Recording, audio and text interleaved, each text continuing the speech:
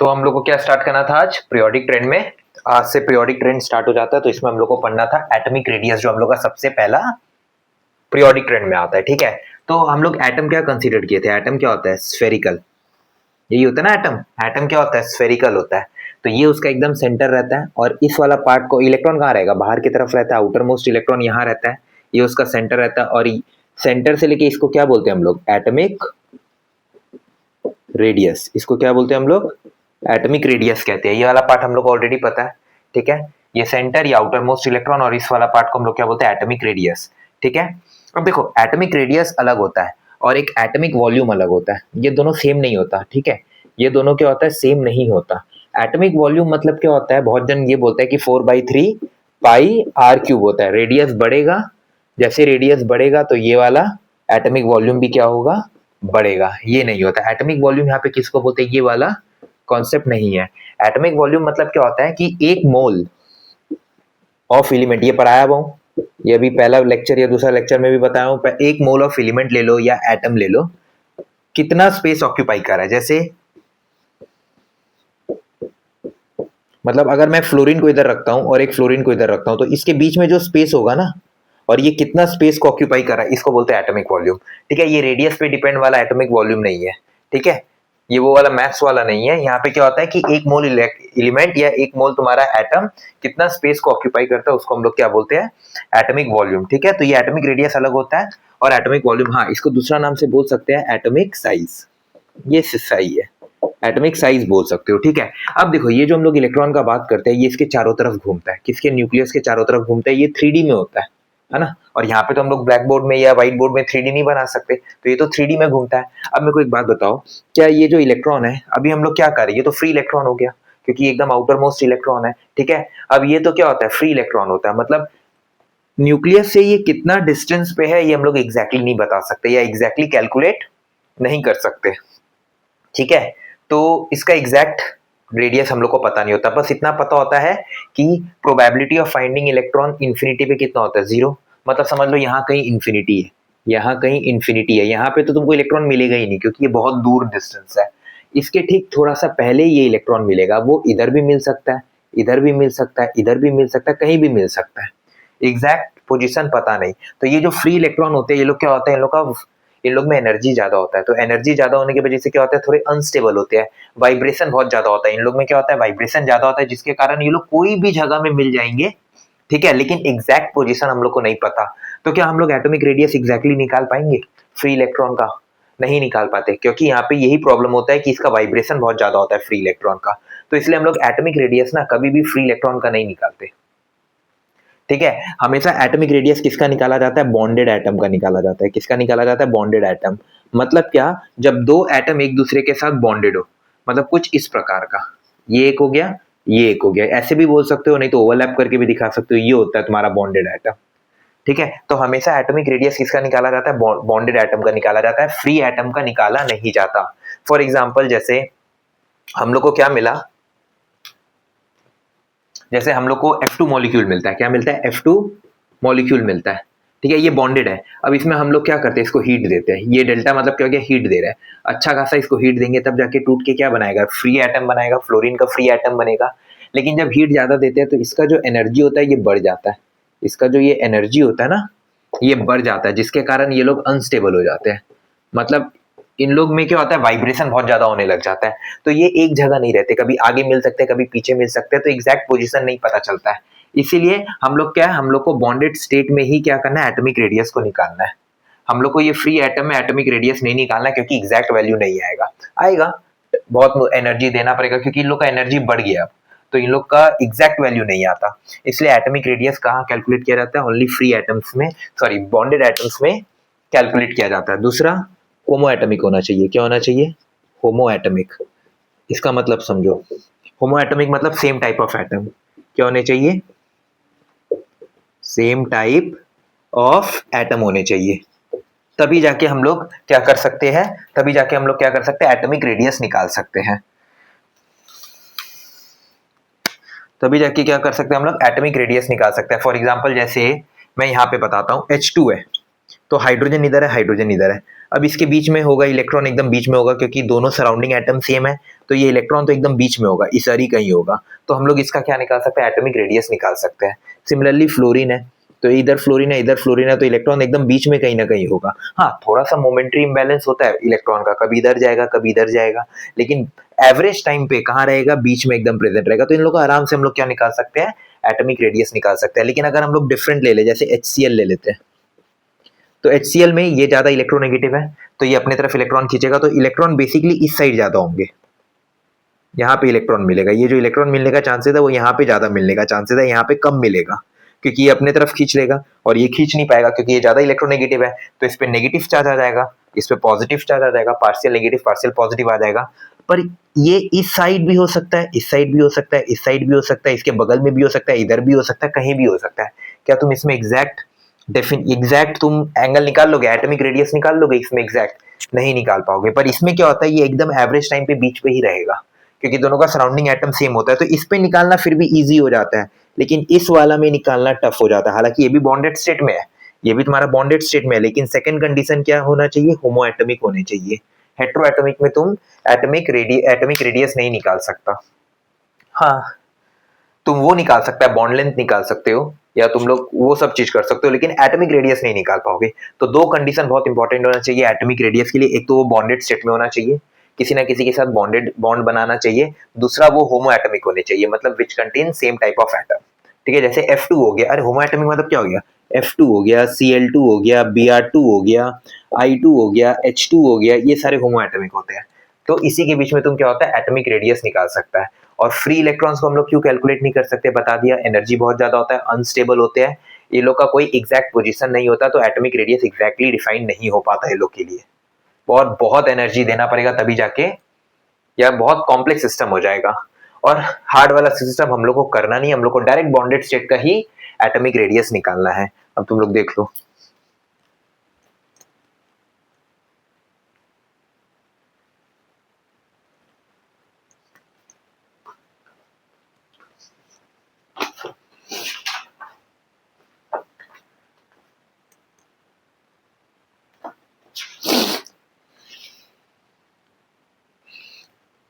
ठीक है, चलो अब मिटा देते हैं।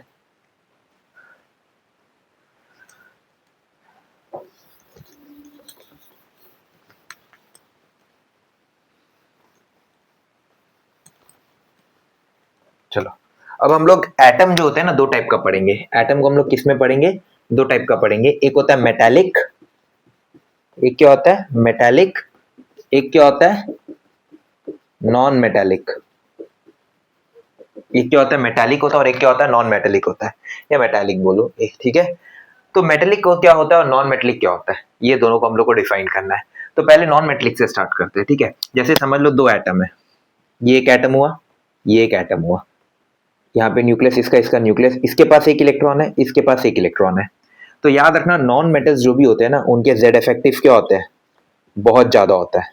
इन लोग का जेड इफेक्टिव क्या होता है, बहुत ज्यादा होता है। मतलब ये क्या होता है, ये उन इनका जो प्रोटॉन होता है ना, वो इलेक्ट्रॉन को बहुत अच्छे से पकड़ के रखता है, तो ये उसको निकलने नहीं देता। ये इलेक्ट्रॉन को निकालना थोड़ा टफ होता है, आउटर मोस्ट इलेक्ट्रॉन को निकालना क्या होता है, टफ होता है।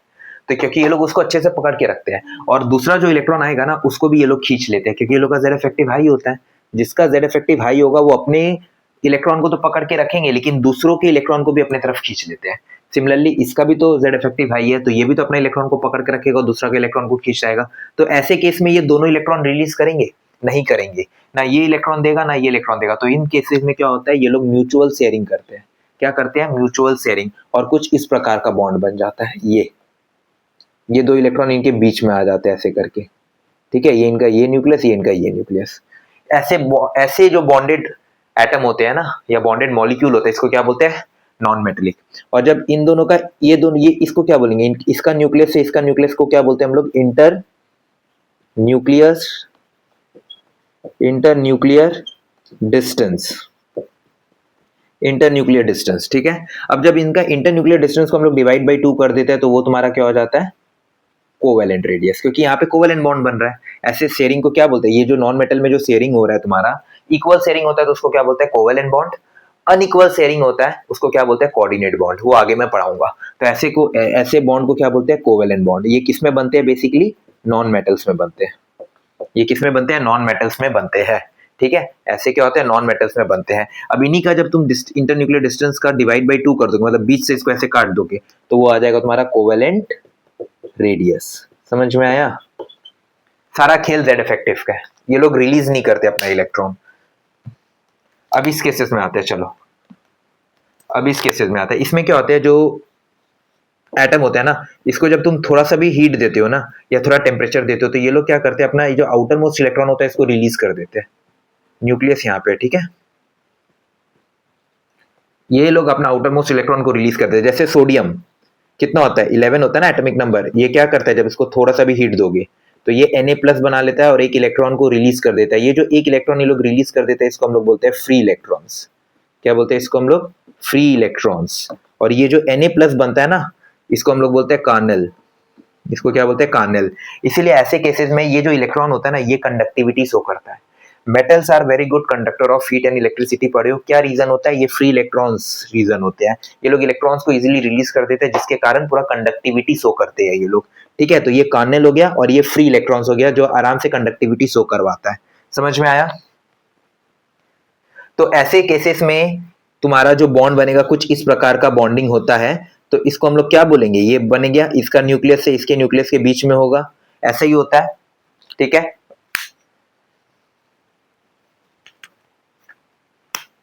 तो ये इंटरन्यूक्लियर डिस्टेंस हो गया ना, इसका आधा कर दो, तो IND मतलब इंटरन्यूक्लियर डिस्टेंस बाई 2 कर दो, तो क्या आ जाएगा, मेटेलिक रेडियस। याद रखना ये मेटल्स होंगे। क्लियर? इसको हम अच्छे से और समझाएगा, इलेक्ट्रॉन सी मॉडल नाम आता है इसका। क्या आता है, इलेक्ट्रॉन सी मॉडल, जो भी मैं बताऊंगा जब मैं एक एक को खुल के समझाऊंगा, तो इलेक्ट्रॉन सी मॉडल होता है इसमें। ये वाला कॉन्सेप्ट को समझाऊंगा। ये दिखाते हैं मेटेलिक रेडियस, क्योंकि इनका जेड इफेक्टिव, क्योंकि मेटल्स क्या होते हैं, मेटल्स के जो जेड इफेक्टिव होते हैं ना, कम होते हैं। इन लोग का जेड इफेक्टिव हाई होता है। तो जेड इफेक्टिव कम होता है, तो थोड़ा सा एनर्जी देंगे या हीट देंगे तो क्या होता है, इलेक्ट्रॉन निकल जाते हैं, इजेक्ट हो जाते हैं, बाहर निकल जाते हैं। तो ऐसे कार्नेल बनता है। और ये वाला भी मैं समझाऊंगा, इलेक्ट्रॉन सी मॉडल वाला बताऊंगा जब मैं मेटेलिक रेडियस को समझाऊंगा। तो ये नॉन मेटेलिक और मेटेलिक समझ में आया? ठीक है,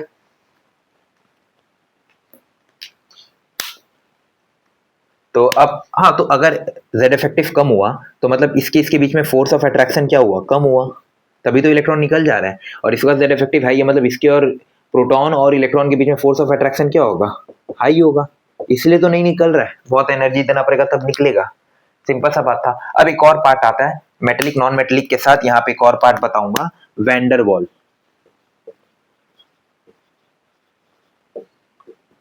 ये किसके बीच में होता है, ये भी तुम्हारा क्या होता है, ये half of the internuclear distance होगा, लेकिन किसका, यहाँ पे लिख दे रहा हूं, half of the internuclear distance of non bonded atom का होता है। किसका होता है, ये नॉन बॉन्डेड होते हैं। बाकी अभी दोनों जो किए वो क्या थे, बॉन्डेड थे। ये क्या है, दोनों का लाइन बहुत इंपॉर्टेंट है, ये नॉन बॉन्डेड है। ये नॉन बॉन्डेड एटम्स होते हैं of same type of adjacent atom, of same type of adjacent atom. ये वर्ड भी बहुत इंपॉर्टेंट होता है, of same type of adjacent atoms. ठीक है, इसमें क्या होता है बताता हूं, पहले ये क्लियर कर लिए, देख के मिटा लो, देख के कर लो, फिर मैं मिटा दूंगा। ठीक है, चलो इसमें क्या होता है, जैसे एक यहाँ पे जेनॉन है, ये जेनॉन है, हाँ ये जेनॉन है। जेनॉन का एक, क्योंकि ये लोग तो किसी के साथ बॉन्ड नहीं बनाते। अब ये जेनॉन एक है और यहाँ पे एक जेनॉन है। ठीक है, इसके बीच में क्या होता है, ये जो फोर्सेज होते हैं क्या होते हैं, वीक फोर्सेज होते हैं। इसी को हम लोग बोलते हैं वैंडरवॉल फोर्सेस। तो इन दोनों का जब करोगे, इन दोनों का जब तुम इंटर न्यूक्लियर डिस्टेंस निकाल के उसको डिवाइड बाई 2 कर दोगे, तो आ जाएगा तुम्हारा एडजेसेंट, मतलब बगल बगल में होना चाहिए। अब ऐसा नहीं कि एक इधर है मॉलिक्यूल तो एक इधर मॉलिक्यूल है, बहुत डिस्टेंस हो जाएगा, बगल बगल वाले। इसलिए वर्ड लिया हूं एडजेसेंट। और दोनों जेनॉन के होने चाहिए, ऐसा नहीं कि एक जेनॉन है और एक क्रिप्टन है या आर्गन है, दोनों जेनॉन के होने चाहिए। इसलिए same type of adjacent atom, मतलब बगल बगल वाले होने चाहिए, ताकि डिस्टेंस थोड़ा सा कम रहे। तो यहाँ पे बीच में क्या आएगा, तुम्हारा वैंडरवॉल फोर्सेज आता है, वीक फोर्सेज होते हैं ये। फिर इन लोग का इंटरन्यूक्लियर डिस्टेंस निकाल लो, उसको डिवाइड बाई 2 कर दो, तो वैंडरवॉल रेडियस आ गया।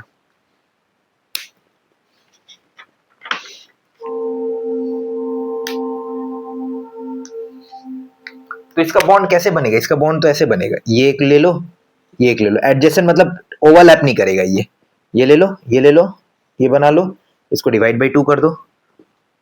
तो मतलब इंटरन्यूक्लियर वैंडर वॉल रेडियस क्या हो गया, वैंडर वॉल रेडियस क्या हो गया, I N D internuclear distance by 2। ये जो इंटरन्यूक्लियर डिस्टेंस होता है इसी को बोला जाता है बॉन्ड लेंथ, कंफ्यूज मत होना, इसको बोला जाता है बॉन्ड लेंथ। ये यहां से लेके यहां तक जो होता है ना, ये इंटरन्यूक्लियर डिस्टेंस को बोलते हैं बॉन्ड लेंथ, लेकिन यहां से लेके यहां जो होता है इसको क्या बोलते हैं, रेडियस। ठीक है, निकाल लोगे वैंडरवॉल रेडियस। ये किसमें दिखेगा तुमको, ये वैंडरवॉल रेडियस किसमें दिखता है, नोबल गैसेस में। अभी तो बताया, एग्जांपल लिख के भी दिया हूं, जेनॉन जेनॉन, ये तो नोबल गैसेस होते हैं, क्योंकि ये लोग क्या होते हैं, इनर्ट होते हैं, किसी के साथ बॉन्ड नहीं बनाना चाहते। तो समझ में आया कैसे होता है वैंडरवॉल रेडियस, नॉन मेटेलिक और मेटेलिक। ठीक है, अब तीनों को मैं एक्सप्लेन करूंगा। एटॉमिक रेडियस कितने टाइप के पढ़े, कोवेलेंट, वैंडरवॉल रेडियस और एक क्या बचा तुम्हारा, मेटेलिक रेडियस। ये तीनों को एक्सप्लेन करूंगा। एटॉमिक रेडियस 3 टाइप के पढ़े, तो इसको इधर ही मैं लिख दे रहा हूं, एटॉमिक रेडियस 3 टाइप का हुआ, तीनों को एक्सप्लेन करूंगा अभी मैं।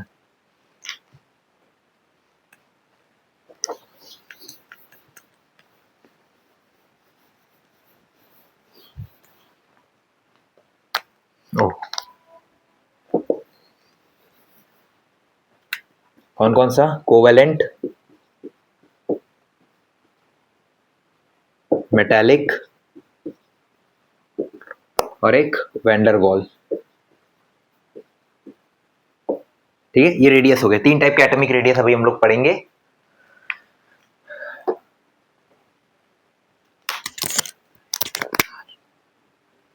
तीन टाइप के एटॉमिक रेडियस हम लोग पढ़ेंगे, कोवेलेंट, मेटालिक और वैंडरवॉल रेडियस पढ़ेंगे हम लोग। ठीक है, कोवेलेंट में ऑलरेडी बता दिया, जिसका जेड इफेक्टिव बहुत हाई होता है। तो ये लोग क्या करते हैं, म्यूचुअल शेयरिंग करते हैं, दोनों एक दूसरे को ओवरलैप करेंगे और म्यूचुअल शेयरिंग करेंगे। ठीक है, उसको बोलते हैं covalent radius.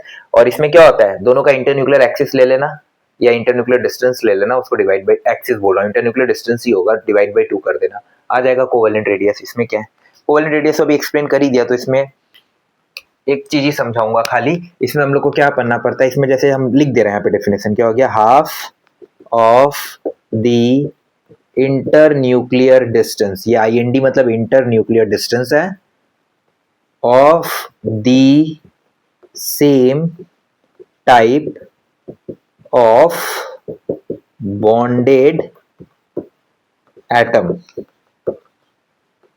Of the same type of bonded atom, कि half of the internuclear distance है of the same type of bonded atom. ठीक है, same type of bonded atom के बीच में होता है, जैसे हाइड्रोजन हुआ, ये हाइड्रोजन हुआ, ये एक हाइड्रोजन, ये एक हाइड्रोजन, इन दोनों का जो मैं क्या लूंगा, इंटरन्यूक्लियर डिस्टेंस डिवाइड बाई 2 कर दूंगा, तो ये हो गया मेरा क्या, कोवेलेंट रेडियस। समझ में आया, ये वाला कॉन्सेप्ट समझ में आया, कोई प्रॉब्लम? लेकिन इसमें हम लोग को क्या लेना है, इसमें भी हम लोग फ्रेम ऑफ रेफरेंस का बात करते हैं। फ्रेम ऑफ रेफरेंस करे भी हो, देखने का नजरिया, इसमें भी हम लोग को क्या लेना है, फ्रेम ऑफ रेफरेंस। जैसे कुछ कुछ बॉन्ड क्या होता है, जैसे देखो ऑक्सीजन क्या होता है, डबल बॉन्ड बनाता है ना, सिंगल बॉन्ड भी बनाता है। नाइट्रोजन ट्रिपल बॉन्ड बनाता है, सिंगल बॉन्ड भी बनाता है। हाइड्रोजन क्या बनाता है, सिंगल बॉन्ड बनाता है। फ्लोरीन क्या होता है, सिंगल बॉन्ड बनाता है। क्लोरीन क्या होता है, सिंगल बॉन्ड बनाता है। तो हम लोग को ऐसा फ्रेम ऑफ रेफरेंस लेना है जो सबके लिए पॉसिबल हो। अगर हम लोग डबल ट्रिपल बॉन्ड लेते हैं तो क्या ये लोग डबल ट्रिपल बॉन्ड बनाते हैं, नहीं बनाते। तो ये डबल बॉन्ड और ट्रिपल बॉन्ड तो हम लोग फ्रेम ऑफ रेफरेंस नहीं ले सकते, तो हम लोग को सबके लिए सिंगल लेना है। तो इसके लिए हम लोग क्या लेंगे, सिंगल कोवेलेंट रेडियस निकालेंगे, जिसमें सब में क्या हो, सिंगल कोवेलेंट रेडियस हो। जैसे हाइड्रोजन, फ्लोरीन, क्लोरीन तो सिंपल सा बात है, H2 ले लो, F2 ले लो, Cl2 ले लो, दोनों तीनों के बीच में सिंगल बॉन्ड है। लेकिन ऑक्सीजन और नाइट्रोजन के लिए क्या लेंगे हम लोग, ऑक्सीजन के लिए H2O2 ले लो, ओपन बुक लाइक स्ट्रक्चर, यहाँ पे ऑक्सीजन, यहाँ पे ऑक्सीजन, ये ले लो। ठीक है, यहाँ पे 2 लोन पेयर होता है, 2 लोन पेयर होता है, देखो ये सिंगल बॉन्ड बना रहा है ऑक्सीजन, तो ये H2O2 में तुम ये ऑक्सीजन ले लो। N2H4 ले लो। नाइट्रोजन क्या होता है, सिंगल बॉन्ड नाइट्रोजन, यहाँ पे H, यहाँ पे H, यहाँ पे H, यहाँ पे H, ये लोन पेयर, ये लोन पेयर। देखो यहाँ पे भी नाइट्रोजन सिंगल बॉन्ड बना रहा है, यहाँ पे भी ऑक्सीजन सिंगल बॉन्ड बना रहा है। नाइट्रोजन में ये हो गया। P4 ले लो, P4, फोस्फोरस के लिए क्या होता है, P4, यहाँ पे फोस्फोरस, यहाँ पे फोस्फोरस, यहाँ पे फोस्फोरस, यहाँ पे फोस्फोरस। P4 मॉलिक्यूल ले लो या P4 ले लो, ठीक है। सल्फर के लिए क्या लेते हैं, S8 क्राउन स्ट्रक्चर जो होता है, क्या होता है, S S S S S, ये ऐसे होता है ना,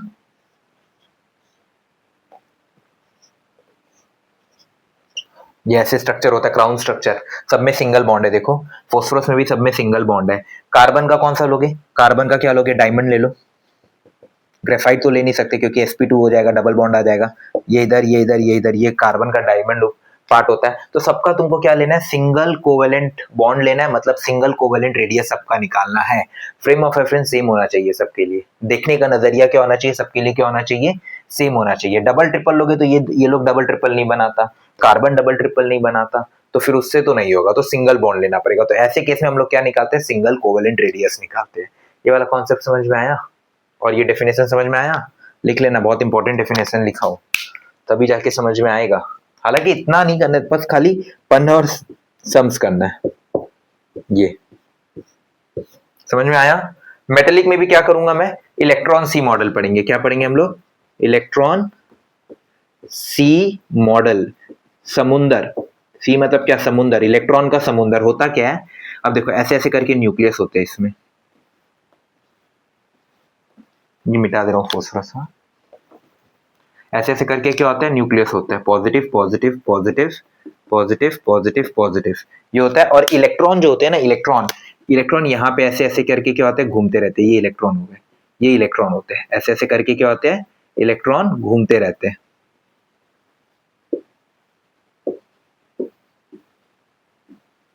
इलेक्ट्रॉन क्या होता है, इसके चारों तरफ ऐसे ऐसे करके घूमते रहते हैं, तो एक समुंदर बना दे रहा है। तो इलेक्ट्रॉन क्या होता है, यहां से ये इलेक्ट्रॉन क्या होता है, इसके चारों तरफ क्या होता है, एक समंदर की तरह फैला हुआ है ना, कैसा फैला हुआ है, समंदर की तरह फैला हुआ है। तो ये दोनों का क्या करता है, रिपल्सन को मिनिमाइज कर देता है, तो जिसके कारण ये लोग स्टेबल रहते हैं। लेकिन क्या ये इलेक्ट्रॉन 100% अपना रिपल्सन दिखा पाएगा, जो वो मैं आगे बताऊंगा ये वाला, अभी तुम लोग इतना ही समझो, ठीक है। ये होता है इलेक्ट्रॉन सी मॉडल, कर्नल बीच में प्रेजेंट रहता है और इलेक्ट्रॉन जो होता है उसके चारों तरफ घूमते रहते हैं, यही वाला होता है इलेक्ट्रॉन सी मॉडल। समझ में आया। अब इसके बाद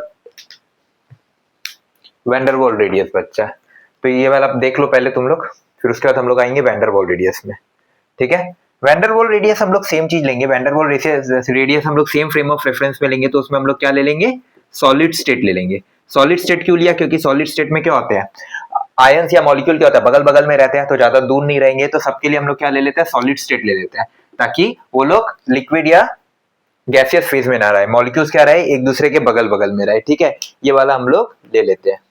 तो इसमें वही मैंने बताया, सेम लिखूंगा मैं, क्या, half of the internuclear distance, ये लिख देता हूं, चलो ये वाला लिख ही देता हूं। यहाँ पे भी मैं वही लूंगा, क्या लूंगा मैं, half of the internuclear distance of two non bonded atoms, half of the internuclear distance of the two non bonded atom, ठीक है, दो नॉन बॉन्डेड एटम है, ऑफ एडजेसेंट, होमो एटम बोलो या सेम टाइप ऑफ एटम, ठीक है, of adjacent atom लिख लो, या of same type of adjacent atom लिख लो, same type of adjacent atom, बहुत इंपॉर्टेंट है, मैंने पहले भी बता दिया था ये, ठीक है। पहला बात तो नॉन बॉन्डेड होना चाहिए, जैसे एक जेनॉन ले लेता हूं और जेनॉन ले लेता हूं, और सेम टाइप का होना चाहिए, तो जेनॉन जेनॉन ले लेता हूं, ये एक हो गया, और ठीक इसके ये एक हो गया, ये वैंडरवाल रेडियस हो गया। इस दोनों का जो डिस्टेंस होगा इसको क्या बोलेंगे, इंटरन्यूक्लियर डिस्टेंस, इसका आधा कर देंगे तो निकल जाएगा तुम्हारा वैंडरवाल रेडियस, क्या हो जाएगा, IND डिवाइड बाई 2। समझ में आया, वही वाला मैं किया हूं। देखो पहला बात तो दोनों के दोनों क्या नॉन बॉन्डेड है, ओवरलैपिंग नहीं कर रहे, तो नॉन बॉन्डेड एटम हो गए, और सेम टाइप के एटम हो गए। एडजेसेंट क्यों बोला, क्योंकि बगल बगल में होना चाहिए, डिस्टेंस डिपेंडेंट होता है। अब ऐसा नहीं कि एक एटम इधर है तो एक एटम इधर कहीं लोगे, नहीं, इतना डिफरेंस में तुम्हारा वैंडरवाल फोर्सेस एग्जिस्ट नहीं करेंगे, डिस्टेंस डिपेंडेंट होता है, बगल बगल में होने चाहिए, मतलब इसके एकदम आसपास होने चाहिए, तब जाके वो एग्जिस्ट करेगा, ठीक है। और सॉलिड स्टेट में हम लोग सबको लेंगे ताकि मॉलिक्यूल एक दूसरे के पास रहे। चलो ठीक है, ये क्लियर हुआ। मॉलिक्यूल वाला तो मैंने एक्सप्लेन कर ही दिया। मॉलिक्यूल वाला में क्या होता है, दो मॉलिक्यूल ले लो, जैसे एक क्लोरीन है एक क्लोरीन है, ये Cl2 हो गया, एक और क्लोरीन ले लो, ये भी Cl2 हो गया। अभी तो दोनों के बीच में क्या हो रहा है, इन दोनों का आधा कर देंगे तो तुम्हारा कोवेलेंट रेडियस आ जाएगा, इन दोनों का भी आधा कर देंगे कोवेलेंट रेडियस होगा, लेकिन यहां से इसका सेंटर से लेके ये पूरा इसका सेंटर तक ये क्या हो जाएगा, वैंडरवाल रेडियस, ठीक है। सीधा सा बात है, यहां से यहां करके इसको आधा कर दो, ये हो गया वैंडरवाल रेडियस। दो मॉलिक्यूल के बीच में भी क्या होता है, वैन डर वाल रेडियस होता है। तो अब एक सबसे इंपॉर्टेंट पॉइंट बताऊंगा, तो फटाफट नोट डाउन करो। एक सबसे इंपॉर्टेंट पॉइंट है, वो अभी मेरे को लिखना है यहाँ पे, ये नोट डाउन कर लो, दिख रहा है ना।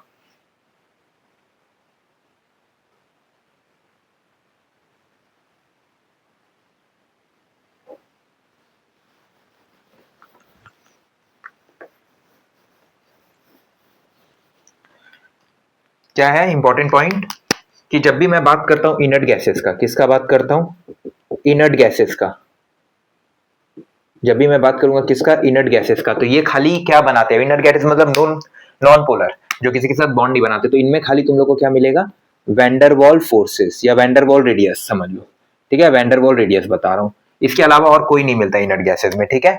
और तुम्हारा अगर मैं बात करता हूं नॉन मेटल्स का, किसका बात करते हैं, नॉन मेटल्स का अगर हम लोग बात करते हैं, और एक साइड बात करेंगे हम लोग मेटल्स का, मेटल्स लिख दे रहा हूं, ठीक है, मतलब मेटेलिक और ये नॉन मेटेलिक। तो नॉन मेटल्स में तुमको क्या क्या मिलेंगे, देखो नॉन मेटल में कोवेलेंट बॉन्ड तो मिलेगा क्योंकि जेड इफेक्टिव बहुत हाई होता है, तो कोवेलेंट बॉन्ड तो मिलेगा क्योंकि म्यूचुअल शेयरिंग होता है, ठीक है, तो कोवेलेंट रेडियस तो मिलेगा ही मिलेगा।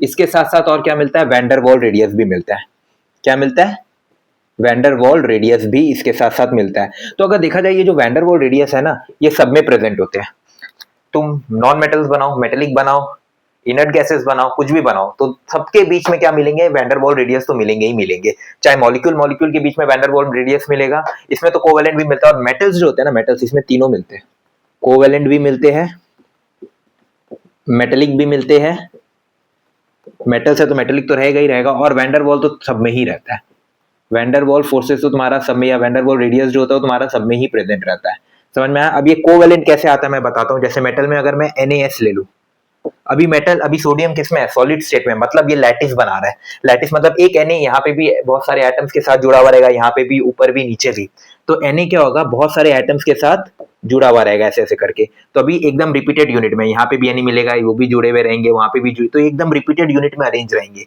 लैटिस के फॉर्म में अरेंज रहते हैं अभी तो।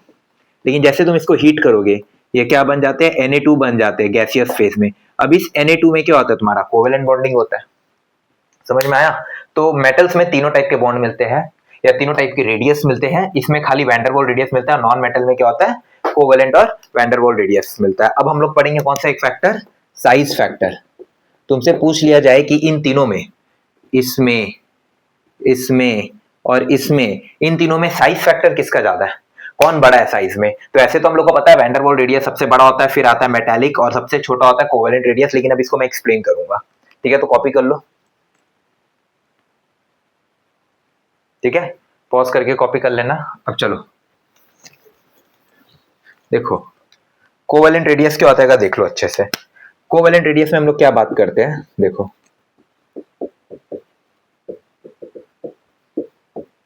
ये होता है ना, इसका आधा कर देता हूं तो कोवेलेंट रेडियस आ जाता है इंटरन्यूक्लियर डिस्टेंस का।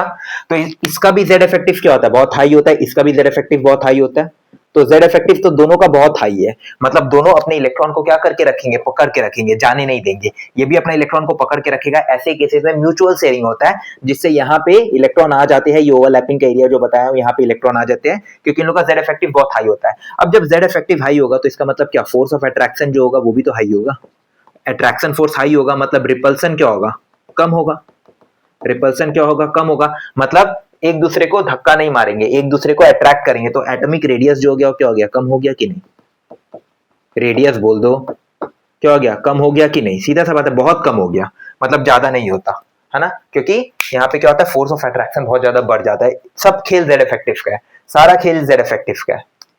अब हम लोग बात करेंगे मेटेलिक का। इसमें क्या होता है, सेम केस मैं ले लेता हूं, यहाँ ये ले लेता हूं पॉजिटिव पॉजिटिव पॉजिटिव। अब देखो इलेक्ट्रॉन जो है, अब देखो ये तो कर्नल्स हो गए, अब इलेक्ट्रॉन क्या है, इलेक्ट्रॉन क्या यहीं पे प्रेजेंट है, नहीं, इलेक्ट्रॉन पूरा यहाँ पे वाइब्रेट करते हैं, यहाँ पे घूमते हैं, यहाँ पे घूमते हैं, ऐसे करके इलेक्ट्रॉन्स क्या करते रहते हैं, घूमते रहते हैं यहाँ पे हर जगह, है ना, देखो इलेक्ट्रॉन हर जगह घूम रहे हैं। तो इलेक्ट्रॉन 100% बीच में है नहीं, कभी इधर है, कभी इधर है, कभी इधर है, लेकिन यहाँ पे इलेक्ट्रॉन्स ऑलमोस्ट 100% क्या थे, एकदम बीच में थे, तो दो न्यूक्लियस का क्या कर रहा था, रिपल्सन को मिनिमाइज कर रहा था, पर यहाँ पे क्या उतना इफेक्टिवली मिनिमाइज कर पाएगा, नहीं कर पाएगा। क्या यहाँ पे जो इलेक्ट्रॉन होगा वो इन दोनों को मिनिमाइज 100% नहीं कर पाएगा, लेकिन इसके मुकाबले कम कर पाएगा। तो यहाँ पे भी क्या, अगर मैं देखा जाऊं तो यहाँ पे क्या फोर्स ऑफ अट्रैक्शन होगा, थोड़ा सा कम हो जाएगा, फोर्स ऑफ अट्रैक्शन थोड़ा सा कम हो जाएगा, तो जो रिपल्सन है वो थोड़ा सा बढ़ जाएगा, थोड़ा सा बढ़ जाएगा इसके मुकाबले रिपल्सन थोड़ा सा बढ़ जाता है, और रिपल्सन बढ़ गया तो एटॉमिक रेडियस बढ़ गया, रिपल्सन बढ़ गया तो क्या हो गया, एटॉमिक रेडियस बढ़ गया। ठीक है, रिपल्सन बढ़ गया तो एटॉमिक रेडियस बढ़ गया। अब आता है वैंडर वॉल। ये समझ में आया? तो अभी इन दोनों में साइज किसका बढ़ा, इसका साइज बढ़ा, क्योंकि इसमें क्या होता है थोड़ा सा रिपल्सन बढ़ जाता है तो एटॉमिक रेडियस बढ़ गया, और इसमें तो रिपल्सन बनने का चांसेस नहीं है क्योंकि जेड इफेक्टिव बहुत हाई होता है, इसका जेड इफेक्टिव थोड़ा सा कम हो जाता है। अब आते हैं वैंडर वॉल। अब इसमें तो एक मॉलिक्यूल इधर है, एक मॉलिक्यूल इधर है, बीच में कोई फोर्स ऑफ अट्रैक्शन कुछ भी दिख रहा है नहीं, तो यहाँ पे तो जेड इफेक्टिव ना के बराबर है, बहुत कम है, बहुत बहुत कम है जेड इफेक्टिव, है ना, क्योंकि यहाँ पे तो तुम्हारा कोई फोर्स ऑफ अट्रैक्शन है ही नहीं, तो फोर्स ऑफ अट्रैक्शन ऐसे लिख रहा हूँ, ये बहुत कम हो गया, तो जो रिपल्सन है ये बहुत ज्यादा हो जाता है, रिपल्सन बहुत ज्यादा हो जाएगा, मतलब ये दोनों एक दूसरे से बहुत दूर प्रेजेंट रहेंगे इन दोनों के मुकाबले, तो इसका ऑटोमेटिकली एटॉमिक साइज क्या हो गया, बढ़ गया ना। अगर मैं एटॉमिक रेडियस का बात करता हूँ तो क्या होता है, इसका ऑटोमेटिकली एटॉमिक रेडियस क्या हो गया, बढ़ गया, सीधा सा बात है। तो सबसे बड़ा कौन हो गया, वैंडर वॉल, फिर होता है मेटेलिक, फिर होता है कोवेलेंट रेडियस। ठीक है, अब हम लोग एक लास्ट टॉपिक पढ़ेंगे, फैक्टर्स अफेक्टिंग एटॉमिक रेडियस। ठीक है, कौन कौन से फैक्टर्स इसको अफेक्ट करते हैं, नोट डाउन कर लो।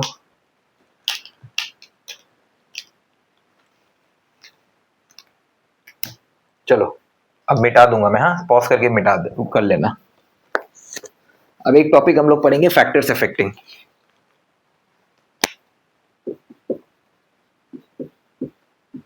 कौन कौन से फैक्टर्स होते हैं जो इसको अफेक्ट करते हैं, लिख दे रहा हूं ब्रैकेट में, फैक्टर्स अफेक्टिंग,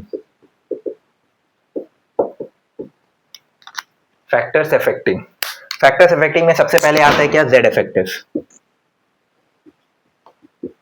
जैसे जैसे जेड इफेक्टिव बढ़ेगा, जैसे जैसे जेड इफेक्टिव बढ़ेगा मतलब क्या, प्रोटॉन इलेक्ट्रॉन को अपने तरफ खींचेगा, प्रोटॉन इलेक्ट्रॉन को अपने तरफ खींचेगा, इसका मतलब फोर्स ऑफ अट्रैक्शन बढ़ेगा, तो रिपल्सन जो होगा वो क्या होगा, कम होगा, सीधा सा बात है।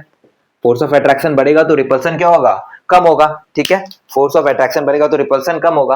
अब तो बताओ एटॉमिक रेडियस क्या होगा, क्योंकि हम लोग फैक्टर्स अफेक्टिंग एटॉमिक रेडियस है, तो अल्टीमेटली एटॉमिक रेडियस क्या होगा बताओ, एटॉमिक, अब रिपल्सन कम हुआ तो एटॉमिक रेडियस भी तो कम हो गया।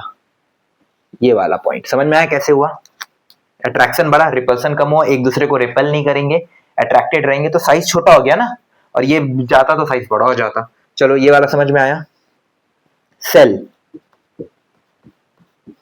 Number, NO number of cell, number of cell क्या होता है, अगर नंबर ऑफ सेल बढ़ा मतलब एन से क्या हो रहा है, 1, एन से फिर 2, एन से 3, एन से 4, एन से 5, तो मतलब क्या हो रहा है, एन बढ़ रहा है, तो क्या फोर्स ऑफ अट्रैक्शन बढ़ेगा, नहीं कम होता है। हम पहले ही बता दिया था, जैसे जैसे सेल बढ़ता रहता है नीचे की तरफ फोर्स ऑफ अट्रैक्शन कम होता है, तो रिपल्सन बढ़ेगा कि नहीं, रिपल्सन बढ़ेगा कि नहीं, तो जब रिपल्सन बढ़ेगा तो इसका तो एटॉमिक रेडियस बढ़ेगा ही बढ़ेगा, सीधा सा बात है। समझ में आया किस लिए बढ़ा, एटॉमिक रेडियस। तीसरा बात हम लोग किसका करेंगे, सॉलिड स्टेट, सॉलिड पैकिंग बोल दो या सॉलिड स्टेट बोल दो, एक ही बात है। ठीक है, ये लिख दे रहा हूँ। सॉलिड स्टेट में क्या होता है, मॉलिक्यूल एक दूसरे के बगल बगल में रहते हैं, तो मॉलिक्यूल जब एक दूसरे के बगल में रहते हैं तो फोर्स ऑफ अट्रैक्शन तो क्या होता है, बढ़ता ही बढ़ता है, ये तो कॉमन सेंस का बात है। और ये लोग का जो पैकिंग होता है ना, इस तरीके से ये लोग पैक्ड रहते हैं कि इन लोग में क्या दिखेगा तुमको, सिमेट्री दिखता है, इन लोग में क्या दिखता है तुमको, सिमेट्री दिखता है। लेकिन आगे पढ़ेंगे, जब सॉलिड स्टेट का चैप्टर पढ़ेंगे फिजिकल केमिस्ट्री में, तब पता चलेगा इन लोग में सिमेट्री भी दिखता है और इन लोग का फोर्स ऑफ अट्रैक्शन बहुत अच्छा होता है। ठीक है, लेकिन आगे जब पढ़ेंगे, आगे हम लोग पढ़ेंगे कि क्यूब्स में क्या होता है, जैसे ये क्यूब्स बना दे रहा हूं मैं, क्यूब्स में क्या होता है। चलो तो यहाँ पे क्या होता है, एटम्स अलग अलग जगह ऑक्यूपाई करते हैं, एटम्स क्या ऑक्यूपाई करते हैं, अलग अलग पोजीशन ऑक्यूपाई करते हैं, कोई इधर प्रेजेंट रहेगा, कोई तुम्हारा फेस सेंटर में रहता है, कोई एकदम बीच का सेंटर में रहता है, ये सब बताऊंगा, तो उसके हिसाब से एटॉमिक रेडियस डिफाइन होता है, जो मैं तुम लोग को आगे करवाऊंगा। ठीक है, ये डिपेंड करता है तुम्हारा वो क्या बना रहा है, बीसीसी जो मेटल होते हैं, तुम्हारे जो एटम्स होते हैं जो क्यूबिक में अरेंज रहते हैं, क्यूब में अरेंज रहते हैं, वो कौन सा शेप में होता है, बीसीसी होते हैं, एफसीसी होते हैं, सिंपल क्यूबिक होते हैं, उसके हिसाब से इसका एटॉमिक रेडियस डिफाइन होता है। ठीक है, और एक लास्ट पार्ट जो बचेगा क्या बचेगा, मल्टीप्लिसिटी। क्या बचेगा, मल्टीप्लिसिटी। ये क्या होता है, डबल बॉन्ड, ट्रिपल बॉन्ड और single bond, double bond, triple bond, single bond. तो इसमें क्या होता है, तुम्हारा एक सिंगल बॉन्ड रहता है, डबल बॉन्ड रहता है, ट्रिपल बॉन्ड रहता है। ठीक है, अब देखो डबल, यहाँ पे सिंगल बॉन्ड है, मतलब यहाँ पे इलेक्ट्रॉन कितने हैं, 2 ही है। यहाँ पे इलेक्ट्रॉन देखो, यहाँ पे भी है, यहाँ पे भी है, इलेक्ट्रॉन बढ़ रहा है, मतलब इलेक्ट्रॉन का जो डेंसिटी है वो क्या हो रहा है, बढ़ रहा है।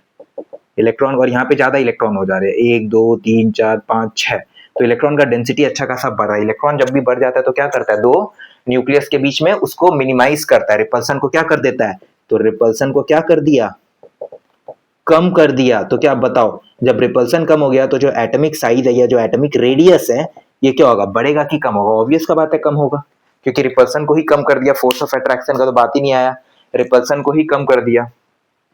क्योंकि इलेक्ट्रॉन डेंसिटी जितना बढ़ेगा वो क्या करेगा, अट्रैक्शन को बढ़ाएगा, क्योंकि बीच में आ गया, अब वो क्या करेगा, रिपल्सन को मिनिमाइज कर देता है, तभी तो स्टेबिलिटी आता है। इसलिए तो जो ट्रिपल बॉन्ड बनाता है वो बहुत ज्यादा स्टेबल होता है, फिर डबल बॉन्ड आता है और सिंगल बॉन्ड थोड़ा सा लेस स्टेबल होता है। ठीक है, तो ये हो गया हम लोग का आज का यहाँ पे पहला पार्ट कंप्लीट, सेकंड पार्ट में मैं और क्लियर करूंगा। ठीक है।